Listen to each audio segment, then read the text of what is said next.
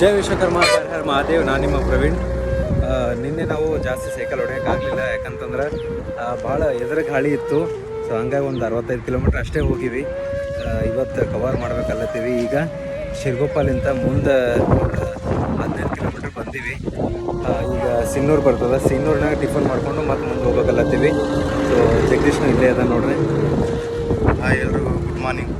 ನೀನಷ್ಟು ಇವತ್ತು ಕವರ್ ಮಾಡೋಣ ಆದಷ್ಟು ಬೇಗ ಇವತ್ತು ನೋಡಿಕೊಂಡು ಬೇಗ ಹೊರಡ್ತಿದ್ದೀವಿ. ಅಣ್ಣವರು ಭಾಳ ಸಪೋರ್ಟ್ ಮಾಡಿದ್ರು ನಮ್ಗೆ ರಾತ್ರಿ ಮಲ್ಕೊಳಕ್ಕೆ. ಇಲ್ಲೊಂದು ಶಾಪ್ ಅದ.